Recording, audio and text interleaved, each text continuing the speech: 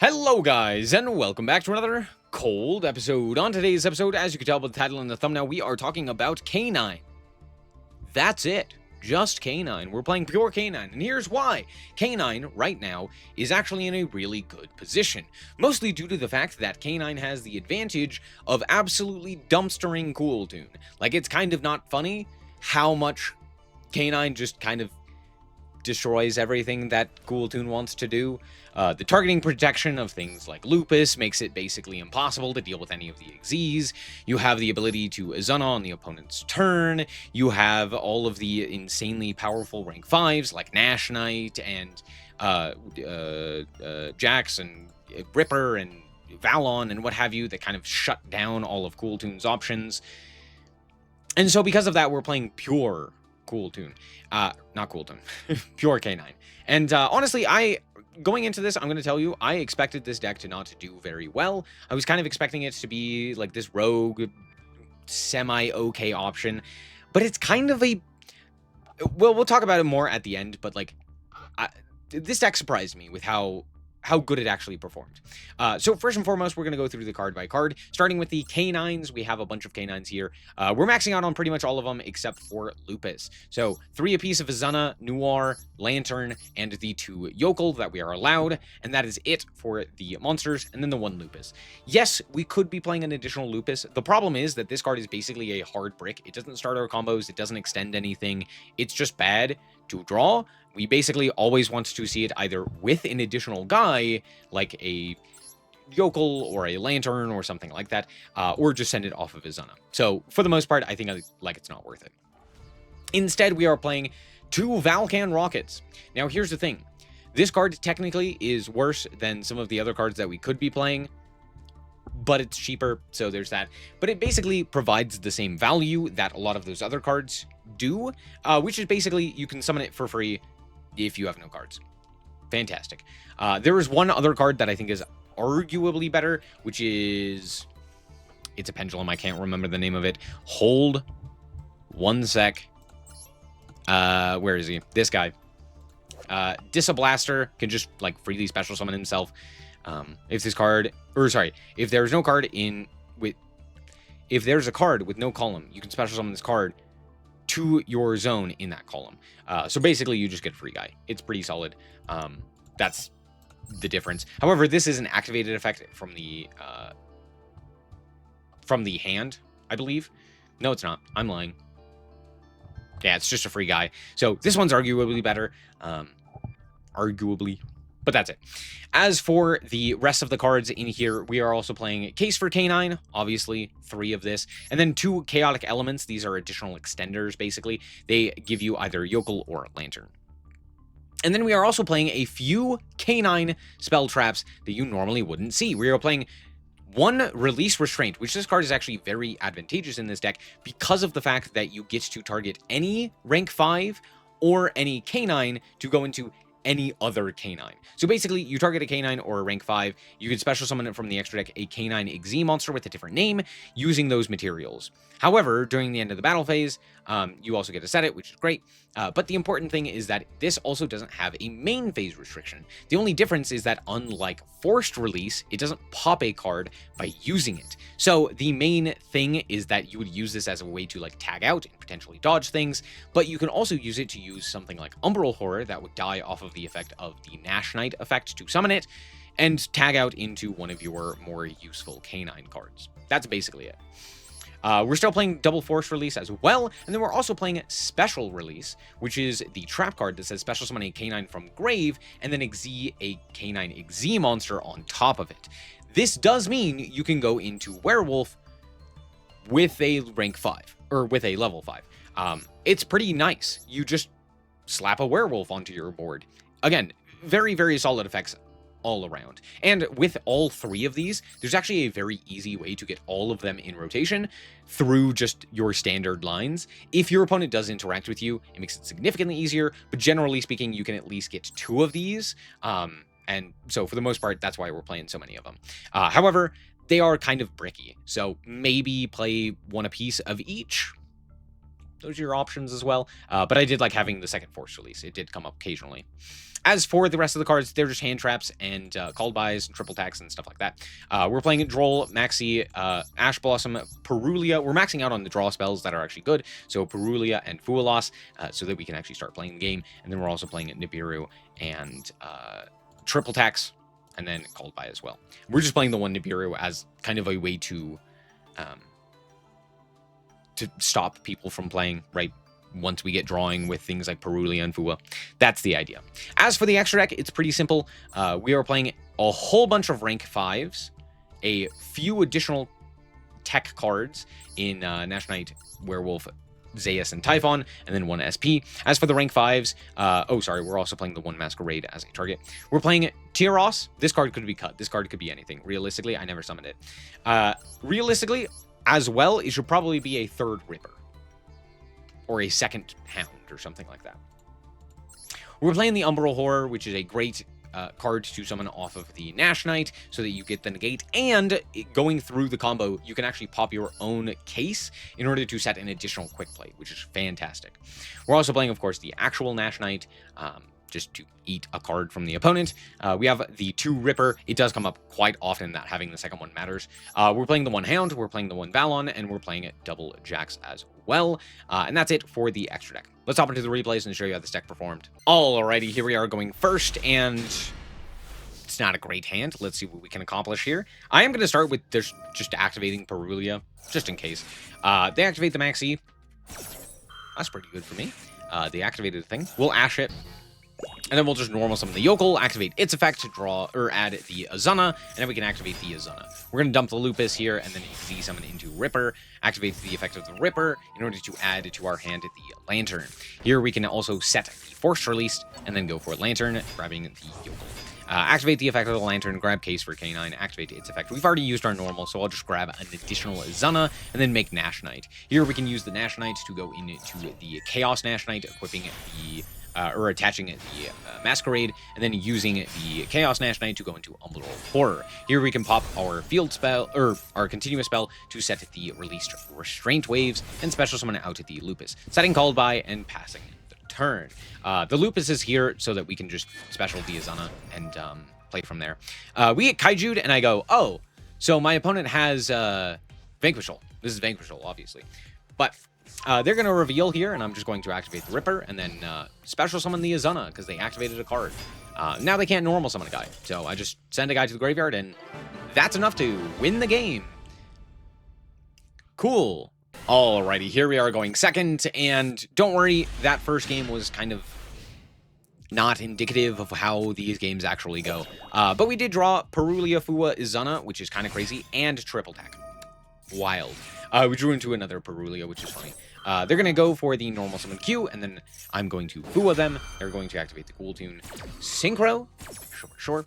They're going to search through their hand Rotary, and then Synchro into Mix. Outcomes. Sorry, not Mix. Maker.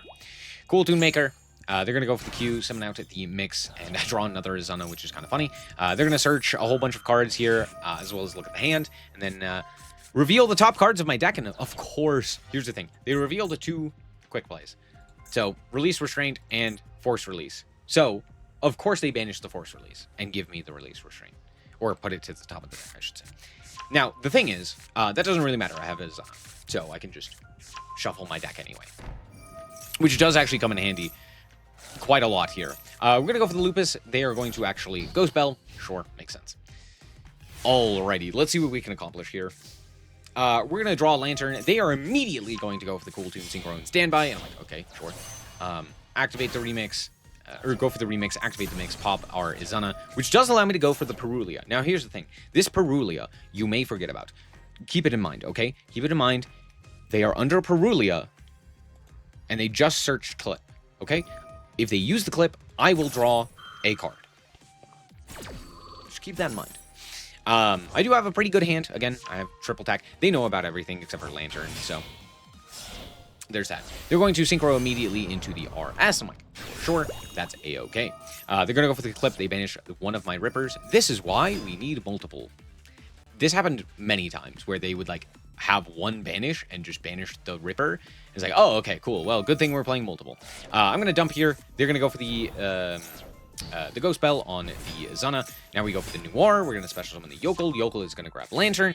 I don't know if there was like a better option here. I guess I just grabbed Lantern even though I already had another one. I guess Izana probably would have been a better option, but regardless, we're going to go Jax here. We're going to activate the effect. We're going to attempt to pop the Track Maker. Now, of course, they have the other cool tune, Synchro, because they searched it. So they're going to go for Zaleen. Which, yeah, okay. Activate the Track Maker, bouncing back. We're going to go for the Lantern. They're going to clip, then they're going to negate the Lantern. I'm like, okay, sure. Huh.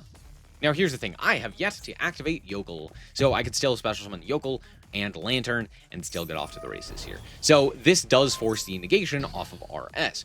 Reminder of the Perulia that was activated very early in the turn. Yeah, now I get to go for the Yoink, and hey, RS is a level 5.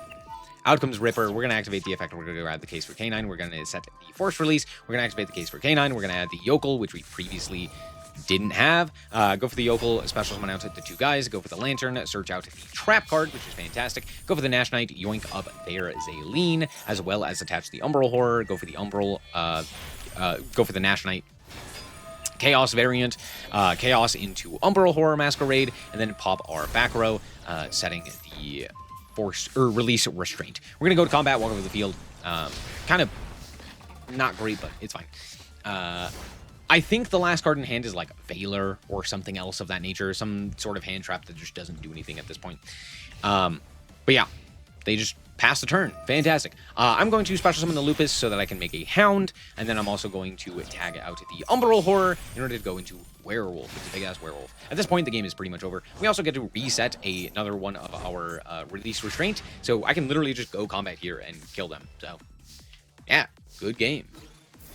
We're going to go combat. KO. Alrighty, now here we are going first. This is a pretty good hand. Lots of searches. As long as we don't have Droll, we should be okay. Though we can actually make a play to play around Droll. We're going to go for the Noir here, which is going to be matched by Valor. Okay, happens. Now we're going to go for the Chaotic Element, which gets Ash. Fantastic. Now I get to go for the Case for K9. Case for K9 is going to activate. They're going to go Clip. Whoa. They're going to go Clip, and of course they have the Recco in hand going for the RS, which is fine. We just make a Zana.